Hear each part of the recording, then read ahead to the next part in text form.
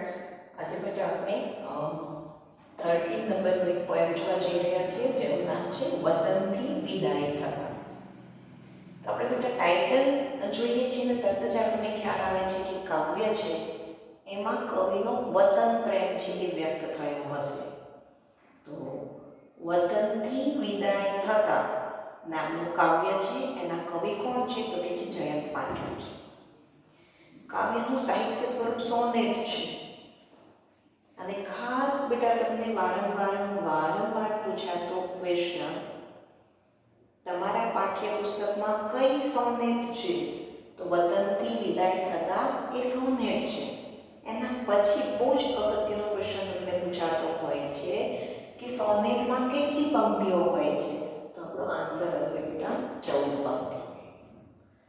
Sonnet એક પદ્ય સાહિત્ય પ્રકાર છે. જેવી રીતે ઉર્મી કાવ્ય હોય છે, જેવી રીતે આપણા મુક્તક હોય છે, હાઇકુ હોય છે, ખંડ કાવ્ય હોય છે, એવી રીતે સોનેટ પણ એક આપણો પદ્ય સાહિત્ય પ્રકાર છે. કે સોનેટના મુખ્ય 3 પ્રકારો છે: શેક્સપિયર શાહી સોનેટ, ઇટાલિયન સોનેટ અને પેટ્રાર્કન શાહી સોનેટ. આ જે આપણું કાવ્ય છે બેટા વતનથી વિદાય થતા એ શેક્સપિયન શાહી સોનેટ છે. તો આ સોનેટના જે 3 પ્રકારો પડે છે, આ 3 પ્રકારો શેને આધારે પડે છે? આપણું શેક્સપિયન શાહી સોનેટ છે તો કે જે પંક્તિઓના વિભાજનને આધારે છે એ પ્રકારો પડતા હોય છે. કેવી રીતે જરા જોજો, ધ્યાનથી સાંભળજો. તમે તમારી ટેક્સ્ટ બુકમાં બહુ સરસ રીતે જોઈ શકશો કે આ જે 4 પંક્તિઓ હોય ને પછી અહીંયા થોડી સ્પેસ આપી હોય છે, આપણને જગ્યા છે. પછી પાછી 4 પંક્તિ હશે, ફરી પાછી સ્પેસ આવશે, પછી 4 પંક્તિઓ હશે, સ્પેસ હશે અને પછી 2 પંક્તિ હશે. આવી રીતે બેટા 4 + 4 + 4 + 2 = 14. આવી રીતે જો પંક્તિઓનું બંધારણ હોય છે તો તે આપણી સોનેટ શેક્સપિયન શાહી સોનેટ બને છે. અને આ જે 3 પ્રકારો છે સોનેટના, એમાંથી સૌથી વધારે પ્રચલિત થયેલું, સૌથી વધારે કવિઓનું પસંદીદાર જો કોઈ સોનેટનો પ્રકાર હોય તો એ છે શેક્સપિયન શાહી સોનેટ, જેમાં 4 4 4 2 એવા પંક્તિઓના ટૂંક વિભાજન હોય છે. ઓકે બેટા, તો આ આપણે સોનેટ માટેની આછી સમજ છે એ મેળવી. એમાંથી ખાસ તમને પૂછાતો ક્વેશ્ચન છે કે સોનેટમાં કેટલી પંક્તિઓ હોય છે તો 14 એ આપણો આન્સર રહેશે. 4 કરીને 12 અને 2 14. બરાબર. હવે બેટા વતનથી વિદાય થતા એ જે કાવ્ય છે એ કાવ્ય છે, મેં તમને આગળ જ કહ્યું, પહેલા કહ્યું, વતન પ્રેમનું કાવ્ય છે. તો આપણે જ્યારે વતન પ્રેમ કે માતા કે દીકરી આવા વિષય વસ્તુઓ છે એ જ્યારે જોઈએ છીએ, સાંભળીએ છીએ ત્યારે આપણા હૃદયની અંદર ઘણી બધી ઉર્મિઓ છે વહેવા લાગે છે, ઉછળવા લાગે છે. અને બહુ બધા કવિઓ છે એના કાવ્યો છે આપણા માનસ પટલ પર છે આવવા લાગે છે. બસ એવી જ રીતે વતન પ્રેમ એ શબ્દ સાંભળતાની સાથે આદિલ મંસૂરીનું મળે ના મળે ગઝલ યાદ આવ્યા વગર રહે જ નહીં. એટલી સરસ મજાની ધી બેસ્ટ કાવ્ય છે, ગઝલ છે, આપી છે આદિલ મંસૂરી નામના પ્રથમ હરોળના એવા ગઝલકાર, સાહિત્યકાર. એના માટે થોડું સાંભળો બેટા, સરસ મજાની ગઝલ, પછી આપણે આપણા સોનેટ તરફ જઈએ છીએ. તો આદિલ મંસૂરીએ પોતાનું વતન સાબરમતીના કિનારે આવેલું અમદાવાદ છે એને છોડતા જે વિરહ અનુભવ્યો છે, જે તડપણ છે, જે જુરાપો છે, જે વ્યાકુળતા છે એ અનુભવી છે. એ વ્યાકુળતા, એ તલસાટ, વતન પ્રત્યેનો તલસાટ એમાં શબ્દે ટપકી રહ્યો છે. અને એ ગઝલ બેટા આપણા આદિલ મંસૂરીએ એક સમારોહની અંદર છે વ્યક્ત કરી, એક મુશાયરાની અંદર પ્રસ્તુત કરી. અને મુશાયરો છે પૂરો થયો એટલે એક બહેન છે આદિલ મંસૂરી છે એને મળવા માટે આવ્યા અને એને કહ્યું કે કવિશ્રી, આપની આ જે ગઝલ છે એનું તમે આટલું સરસ મજાનું ભાવવાહી પઠન કર્યું, આટલા સરસ મજાના એમાં ભાવો છે વ્યક્ત કર્યા છે, એ સાંભળતા સાંભળતા તો હું રડી પડી. એવું બહેને કહ્યું. ત્યારે ગઝલકાર એવા આદિલ મંસૂરીએ કહ્યું કે આ ગઝલ પણ મેં રડતા રડતા જ લખી છે. મીન્સ આદિલ મંસૂરી મળે ના મળે તે બસ ફેવરિટ ગઝલ લખતા લખતા ખુદ રડેલા છે. એનો વતન પ્રત્યેનો તલસાટ છે એ શબ્દમાં તો નીતરે છે, આંખોમાં આંસુ વડે પણ નીતરતો હોય છે. એવી ગઝલની અંદર આપણા આદિલ મંસૂરી કહે છે કે ભરેલો આંખમાં આ શેરીઓ, ગલીઓ, રસ્તાઓ, ભીતો, ફરી આ નગર, આ શહેર મળે ન મળે. અરે વીંટળાઈને રડી લો સંબંધીઓને, કેમ? પછી કોઈને કોઈની કબર મળે ના મળે. અને લાસ્ટ શેરની અંદર તો કવિનો જે વતન પ્રેમ છે એ ચરમસીમાએ પહોંચે છે, એક હાઈટ પકડે છે. શું કહે છે? વતનની ધૂળથી માથું ભરી લઉં આદિલ, અરે ફરી ઉમ્રભર પછી આ ધૂળ મળે ન મળે. તો આદિલ મંસૂરી છે પોતાની વતન છે એની ભીની માટીની સુગંધને સ્નેહ કરે છે, એના લોકોને સ્નેહ કરે છે. અરે બારીઓ, ભીતો છે, રસ્તાઓ, ગલીઓ, શહેર, નગર, આ નિર્જીવ વસ્તુઓને સ્નેહ કરે છે. અરે એને વળાવવા આવેલા સ્નેહીજનોને સ્નેહ કરે છે. અને પછી તો વતનની ધૂળને પણ અનહદ જાણતું આદિલ મંસૂરી માથામાં ધૂળ ભરવા લાગે છે. ત્યારે આપણને આદિલ મંસૂરીનો વતન પ્રેમ છે, એનો વતન પ્રત્યેનો તલસાટ છે અનુભવાય છે. બસ એવું જ ધી બેસ્ટ કાવ્ય આપણે સમજવા જઈ રહ્યા છીએ બેટા, જેનું નામ છે વતનથી વિદાય થતા. જયંત પાઠકે આપ્યું છે. બેકગ્રાઉન્ડ આપું છું, ધ્યાનથી સાંભળજો. વર્ષો સુધી કવિ છે એ પોતાના વતનમાં રહ્યા છે. હું કરું છું. વર્ષો સુધી કવિ પોતાના વતનમાં રહ્યા છે અને વર્ષો પછી પોતાના વતનમાં આવે છે ને હવે એને અચાનક ફરી પાછું વતન છોડવાનો સમય થાય છે ત્યારે લખાયેલું આ કાવ્ય છે. શું કહે છે? તો કે છે એ મૂક્યું વન, એ મૂક્યા જન, ઘણી વર્ષે મળ્યા જે ક્ષણ. ઘણા વર્ષો પછી કવિ વતનમાં આવ્યા હતા. એ વતનનું વન, એ વતનના જન એટલે માણસો, એના ડુંગરો, એની નદીઓ, કોતરો, ખેતરો, આ બધું જ કવિ છોડી રહ્યો છે. કવિ કઈ કઈ વસ્તુને મૂકીને છોડીને આગળ વધવાના છે? તો કવિ વતનના વન, વતનના લોકો, વતનના ડુંગર, એની નદીઓ, એના કોતરો, એના લીલાછમ હરિયાળા ખેતરો, આ બધું જ એને છોડવું પડશે. ને આંખો બે રહી બાળતી, વળી વળી પાછી પીડ્યું એ ઘર. આ ઘર છે એને અહીંયા આવી રીતે લોક કર્યું છે, બંધ કરી દીધું છે. પણ વળી વળી અને એની આંખો એ વસાયેલા, બંધ કરેલા, લોક કરેલા, તાળું મારેલા ઘરને વળી વળીને જોઈ રહી છે.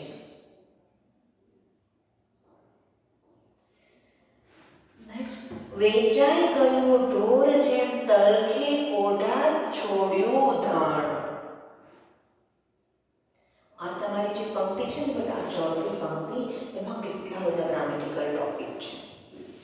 પહેલા તો કવિ છે આ ઘરને વાસી લીધું છે, પણ એ આગળ જઈ શકતા નથી. એની માયા, વર્ષો સુધી આ વતનમાં રહ્યા છે તો કવિને એના વતનની માયા લાગી છે. એનું ઘર, એના વન, કોતરો, ડુંગરો, ખેતરો બધા સાથે આત્મીય નાતો જોડાઈ ગયો છે. એટલા માટે વસાઈ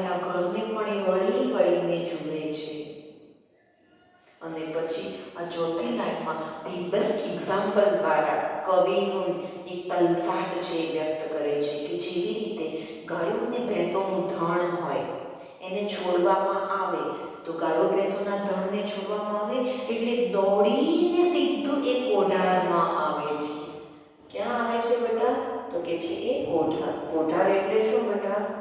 તો કે ગાયો અને ભેંસોને બાંધવાની જગ્યા, કહો કે એનું ઘર, એનું મૂળ માલિકનું ઘર છે, ત્યાં દોડીને આવી જાય છે.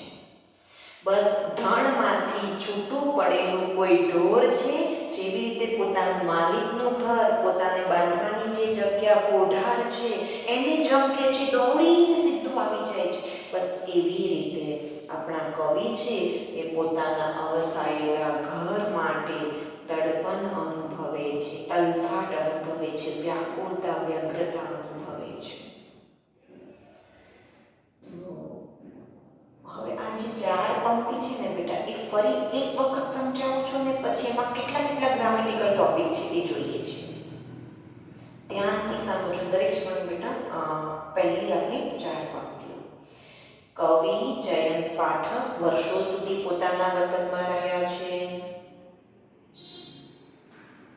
બહાર ગામ જતા રહ્યા છે, વર્ષો પછી વતનમાં આવ્યા છે, પણ હવે અચાનક વતન છોડવાનો સમય થયો ત્યારે કવિ કહે છે કે આ વતનના વન છે, એના જન એટલે લોકો છે, એની નદીઓ છે, ડુંગરો છે, કોતરો છે, ખેતરો છે, એને હું છોડી રહ્યો છું. જેની સાથે મને માયા બંધાઈ ગયો છે, એની મને આત્મીયતા છે, એ પરિવેશને હું ભૂલી શકતો નથી.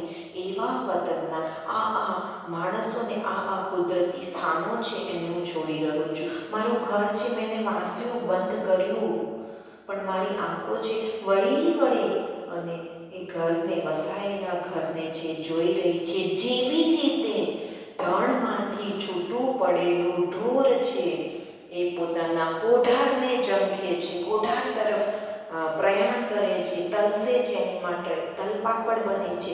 એવી રીતે બસ કવિ છે પોતાના વતન, પોતાના ઘર માટેનો તલસાટ અનુભવી રહ્યા છે. એટલે જ કહ્યું છે ને બેટા કે જનની જન્મભૂમિ સ્વર્ગાદ પી ગરી હસી. જનની અને જન્મભૂમિ સ્વર્ગ કરતા પણ મહાન છે. એટલે બેટા જેવી રીતે આપણને આપણી માતા જેટલી વાલી હોય છે, જેટલું એના પ્રત્યે આપણો સ્નેહ હોય છે, એવી જ બીજી એક માતા એ છે જન્મભૂમિ, એ છે આપણી માતૃભૂમિ, આપણું વતન, આપણું નેટિવ. એને આપણે સ્વર્ગ કરતાં પણ વધારે ચડિયાતી માનીએ છીએ. હવે બેટા આ જે 4 પંક્તિઓ છે એમાંથી આવતા ગ્રામેટિકલ ટોપિક ધ્યાનથી સમજો દરેક બેટા. જન એટલે લોકો, ઘણી એટલે ઘણા બધા, ડુંગર એટલે પર્વત. આ તમને તળપદા શબ્દમાં પૂછે છે બેટા. આ કોતર એટલે શું? પાણી દ્વારા કે કુદરતી રીતે પથ્થરમાં જે એક ગોળાકાર આકાર બને છે એને કોતરો કહેવામાં આવે છે. પછી ભાળવું, તળપદા શબ્દનું શિષ્ટ રૂપ આપો, જોવું. મારી આંખો ભાળતી રહી મીન્સ જોતી રહી.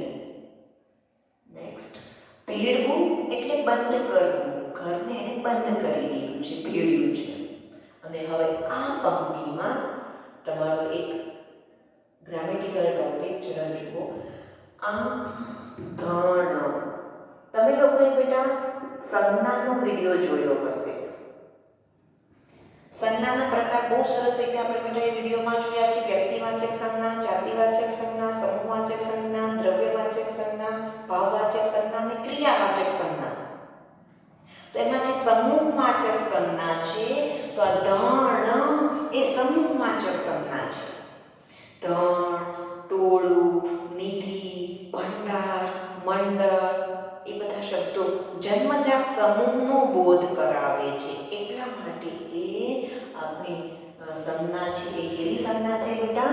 સમૂહવાચક સંજ્ઞા થઈ. કેવી? સમૂહવાચક સંજ્ઞા. તો આ એક બહુ જ અગત્યનો ગ્રામેટિકલ ટોપિક આપણે જોયો બેટા. નેક્સ્ટ ઓઢાર આપણે જોઈ લીધું છે, ગાયો અને ભેંસોને બાંધવામાં આવતી જગ્યા. આ તમને શબ્દ સમૂહ માટે એક શબ્દમાં પૂછાય છે.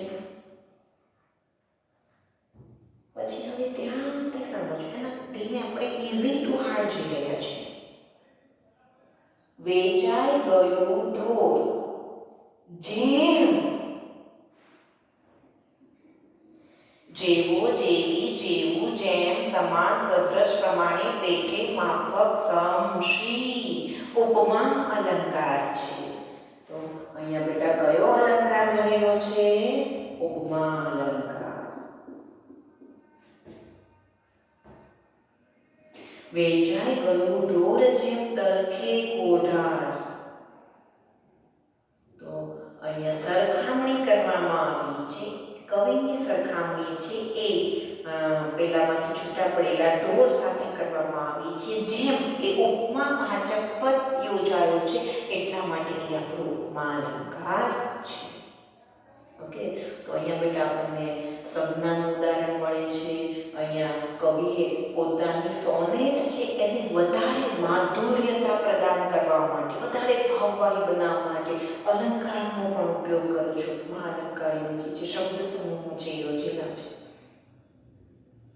ઓકે, આટલી 4 પંક્તિ થઈ. હવે આપણે આગળ જઈએ છીએ. કવિના વતન પ્રેમને ધીમે ધીમે આગળ છે એક દિશા આપવા જઈ રહ્યા છે. કેડી આગળ જાય. કેડી એટલે શું બેટા? તો કે પગથી ચાલવાનો સાંકડો રસ્તો.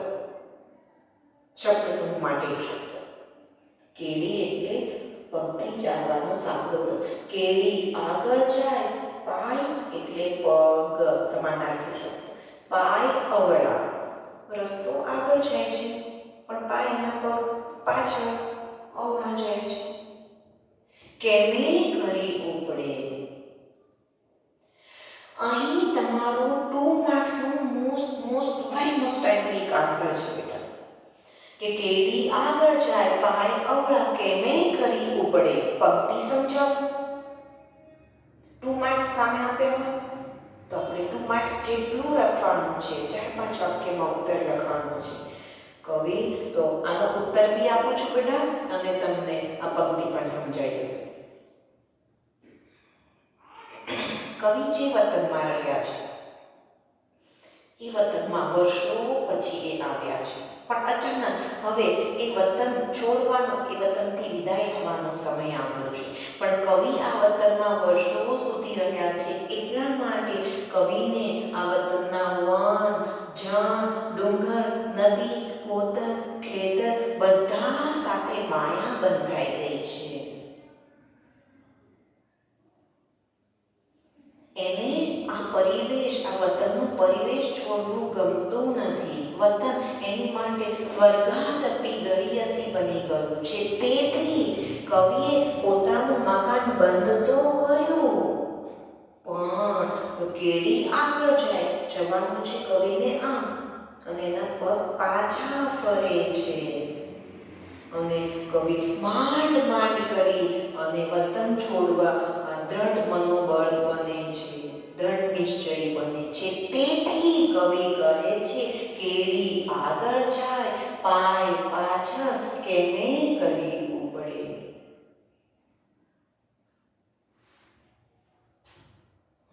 બરાબર છે. તો અહીંયા બેટા આ પંક્તિ પણ આપણને સમજાઈ ગઈ કે આ વતનના આ કુદરતી સ્થાનો લોકો છે એની એને માયા બંધાઈ ગઈ છે, વર્ષોથી એની સાથે રહ્યા છે, એક નાતો બંધાયો છે. એટલા માટે એ આગળ તો જાય છે પણ એના પગ સાથ આપતા નથી. એના પગ પાછળ જાણે અવળા અવળા ચાલે છે, પણ ખબર છે વતન છોડવાનું જ છે એટલે કેમે કરી અને પગ ઉપાડે છે. ખૂબ દુઃખ અનુભવે છે, તંસાટ અનુભવે છે. નેક્સ્ટ વન બેટા, આંખો જાય ભરાય વાટ તરુની કાંટાળી ડાળી નડે. પગ આગળ જતા નથી છતાંય મહા મુશ્કેલી આગળ જવાનો પ્રયત્ન કરે છે. ત્યારે શું થાય છે? ત્યારે કવિની આંખમાંથી આંસુ દળદળ દળદળ વહેવા લાગે છે. રડતા રડતા આગળ વધ્યા ત્યાં તો એ કાંટાળી કેડી, એ જાણે કેને પકડ્યા. કાંટાળી કેડી એને કાંટાળી એટલે વૃક્ષ. એક વૃક્ષની કાંટાળી ડાળી એને નડે છે, જાણે કે આગળ જતા રોકે છે. અને કવિનો એક ભાવ છે, એને હાઈટ આપવાની રીત જરા જોજો બેટા. એ વૃક્ષની કાંટાળી ડાળી એકચ્યુઅલી તો શરીરને નડતી હોય કે પકડતી હોય, પણ નહીં, કવિને એવું લાગે છે કે હૈયું ઉજળાય રક્ત ટસ્યા ફૂટે ધીમેથી જમે. જાણે કાંટાળી ડાળી એના શરીરને ને એના હૃદયને અડી, એનું હૃદય એનાથી ઉજળાયું અને હૃદયમાંથી ટપ ટપ રક્ત ટસ્યા એટલે લોહીના ટીપા ધીમે ધીમે પડવા લાગ્યા. મીન્સ વતનથી વિદાય થતા કવિનું હૃદય છે એ રડી રહ્યું છે, જાણે ઉજળાઈ રહ્યું છે. એટલું દુઃખ, એટલી વેદના કવિ વ્યક્ત કરી રહ્યા છે, અનુભવી રહ્યા છે. નેક્સ્ટ, આગે વેકુળતી નદીની હજીએ આ આંગળીઓ રમે. એનું હૃદય છે એમાંથી લોહીના ટપકા પડી રહ્યા છે, આગળ જઈ રહ્યા છે. આગેથી આમ દૂરથી છેલ્લી નજર કરે છે, નદી છે, તો નદીની વેકુળ એટલે મોટા મોટા પથ્થરવાળી રેતી. નદીની રેતીમાં હજુ એની આંગળીઓ જાણે રમી રહી છે. તો નદીની રેતી સાથેનો કયો અનુભવ, કયું સ્મરણ? તો કે કવિ નદીની રેતીમાં રમતા હતા આંગળીથી, એ સ્મરણ છે, એને સ્મૃત થઈ આવે છે કે આ મારું વતન છે, આ રેતી છે, આ નદી છે, આ એનો પટ છે, એ રેતી છે, એમાં હું આંગળીથી કેવી રીતે રમતો હતો રેતી સાથે. એ બધા સંસ્મરણો આજે જાણે કે વતન છોડે છે ત્યારે એને પીડી રહ્યા છે કે હવે આ મારું વતન, હવે આ નદી, આ રેતી, આ સરસ મજાની રમત એ મને મળશે નહીં. આ ચારે ચાર પંક્તિ ફરી વખત ધ્યાનથી સાંભળજો. કવિએ ઘર બંધ કર્યું, હવે એને આગળ જવાનું છે. કેડી તો આગળ જાય, શું આગળ જાય? તો કે કેડી પગની દશા, પગ પાછા પડે છે. છતાંય કવિ શું કરે છે? જબરદસ્તી મહામહેનતે પગને ઉપાડે છે. ત્યારે શું થયું? આંખે કયો અનુભવ કર્યો? તો કે આંખમાંથી ટપ ટપ આંસુ છે વહેવા લાગ્યા. અને જાણે કે એક કાંટાળા વૃક્ષની ડાળી એને પકડી રહી છે અને એ વૃક્ષની ડાળી એના હૃદય સાથે ઉજળાય છે. હૃદયમાંથી ટપ ટપ ટીપા પડવા લાગે છે. અને કવિ છેલ્લી વખત પોતાના વતનની નદીને આવી રીતે આગેથી દૂરથી જુએ છે ને એને તરત જ નદીની રેતી સાથેનું સ્મરણ, પોતે આંગળીઓથી રમતા હતા, એ સ્મૃત થઈ આવે છે. નેક્સ્ટ વન, ચાલો જીવ જવાનું આગળ. તો કવિએ ચાલો જીવ જવાનું આગળ એ શબ્દો કોની માટે પ્રયોજ્યા છે? કાવ્ય નાયક માટે પ્રયોજ્યા છે. કવિએ ખુદ કાવ્ય નાયક માટે ચાલો જીવ જવાનું આગળ. નહીં આ કાળના વેણમાં પાછા ઉપરવાસ શક્ય બહુ, એટલે પાણી લૂછો નેણના. હવે કવિ પોતાના મનને મનાવી રહ્યા છે કે ચલો ભાઈ, વતન તો છોડવું જ પડશે. પગ ઉપાડો ભાઈ. અને આ કાળના મહેલ, કાળ એટલે શું બેટા? સમય. આ કાળના મહેલમાં પાછા ઉપરવાસ શક્ય વહેવું. કાળની સાથે વહેવું પડશે. ઉપરવાસ ઉલટા અવળા આપણે વહી શકતા નથી, ભૂતકાળમાં જઈ શકતા નથી, એટલે વર્તમાન કાળમાં આગળ વધો. અને હે મારા નૈણ, હે મારી આંખો, આંસુ લૂછી નાખો. એવું કહે છે ને કે સમય એક એવી ગાડી છે જેમાં રિવર્સ ગિયર નથી. સમય આગળ જ વહે છે, એમાં પાછળ જઈ શકાતું નથી. એટલા એ જ વાત કવિ શબ્દ ફેરે કરી છે, પાછા ઉપરવાસ શક્ય બન્યું પાણી લૂછો ને. ઉપરવાસ એટલે શું? તો કે પાણી કે પવન છે એની વિરુદ્ધ દિશામાં જો. વિરુદ્ધ દિશામાં આપણે જઈ શકતા નથી. પવન આમ વહે છે તો આપણે પણ આમ જ વહેવું પડે. સમય આમ વહે છે તો આપણે પણ આમ જ વહેવું પડે છે. આપણે આગળ જઈ શકીએ છીએ કાળના વહેણમાં, પણ પાછળ જઈ શકતા નથી. આ નિયતિનો ક્રમ છે અને એ અબાધિત છે, એટલે કે છે કે એને અનુરૂપ થાઓ. આંખમાંથી આંસુ લૂછી નાખો, ભૂતકાળને છોડો, આગળ વધો. એક ઓપ્શન છે, શું જરા જુઓ. ભારો લઈ ભૂતનો શિરે વણ પૂછે શા વેઠિયા ચાલુ. હવે ભૂતકાળનો ભારો આ માથા પર મૂકી અને કવિ વેઠિયાની જેમ, વેઠિયા એટલે શું? મહેનતાણા વગર કામ કરનાર ગુલામ. ગુલામની જેમ ભૂતકાળની સ્મૃતિઓ માથા પર મૂકીને ચાલવા માંડ્યું. ભૂતકાળની સ્મૃતિઓને સાથે લઈ જઈ શકો છો, ભૂતકાળને સાથે લઈ જઈ શકતા નથી. અહીંયા બેટા તમને વારંવાર ક્વેશ્ચન પૂછાતા હોય છે કે કવિ શું માથે લઈને જવા ઈચ્છે છે? તો કે ભૂતકાળની સ્મૃતિઓ અથવા ભૂતકાળનો ભારો. જો બેટા અહીંયા ફરી પાછી સમૂહવાચક સંજ્ઞા આવી. શું બેટા? ક્યાં? ભારો.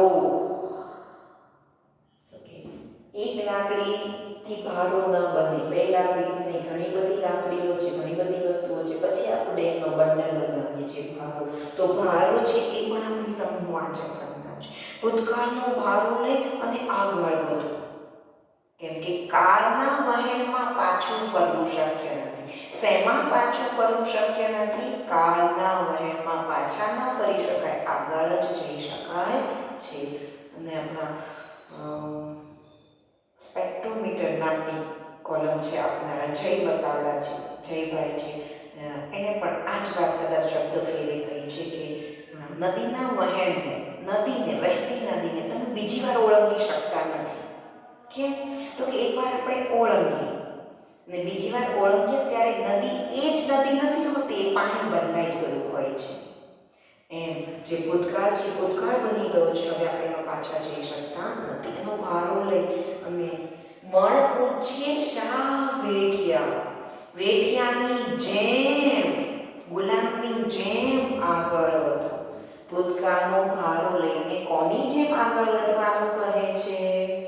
તો ગુલામની જેમ આગળ વધવાનું કવિ કહે છે.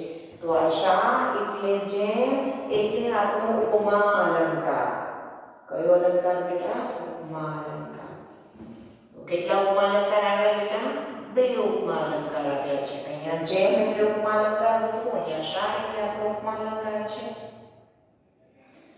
પછી અહીંયા ચાલો જે જવાનું આગળ અહીંયા આગળ કાળના વહેણમાં, અહીંયા આપણો રૂપક અલંકાર છે. કયો અલંકાર છે? રૂપક. તો કવિએ પોતાના વતન પ્રેમના, વતનથી વિદાય થતા કાવ્યને કયા કયા અલંકારોથી શણગાર્યું છે? તો ઉપમા અલંકાર, રૂપક અલંકારથી શણગાર્યું છે. આવું ક્વેશ્ચન પૂછી શકાય તો પણ આપણને આવડવું જ જોઈએ. ઓકે, નેક્સ્ટ કે છે ભૂતકાળનો ભારો લઈને ગુલામની જેમ આગળ ચાલો, સાથે શ્વાન પૂરી થતા હદ હવે એને પાછા જોવો. હવે સમયવાચક ક્રિયા વિશેષણ.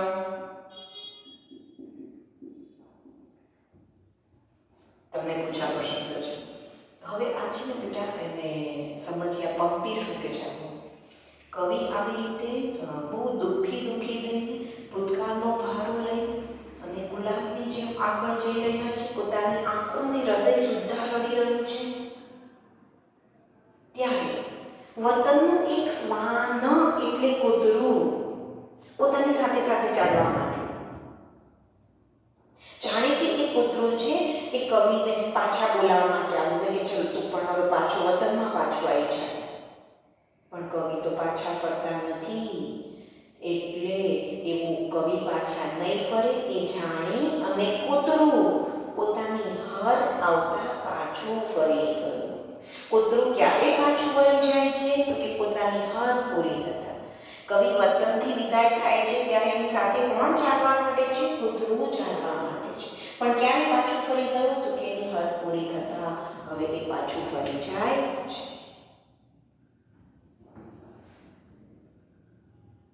કૂતરું છે પાછું ફરી ગયું અને હવે ધી બેસ્ટ લાસ્ટ ટુ લાઈનમાં આપણને કવિ શું કહે છે જુઓ. આગે કે દૂર, સ્થળવાચક ક્રિયા વિશેષણ. આગે ખેતર જો, બે કર, કર એટલે હાથ. અહીંયા તમારો શ્લેષ અલંકાર છે ભાઈ. કયો અલંકાર? શ્લેષ. કવિ આમ વેઠિયાની જેમ, ગુલામની જેમ જઈ રહ્યા છે.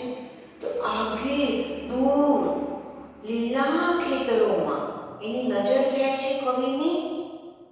આમ બે કર મીન્સ બે હાથ ઊંચા કરીને કવિને વારતી મીન્સ રોકતી એની માતા દેખાય છે.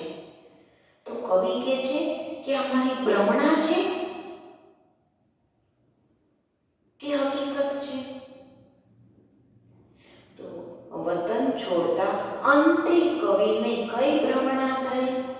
તો કે ખેતરમાં ઊભી રહેલી માતા બે હાથ ઊંચા કરી અને કવિને રોકી રહી છે, વતનમાં પાછા ફરવા સમજાવી રહી છે. એવી ભ્રમણા થઈ. એ હકીકત નથી, વાસ્તવિકતા નથી. કેવી માતા? એનું એક્ઝામ્પલ સરસ આપ્યું છે.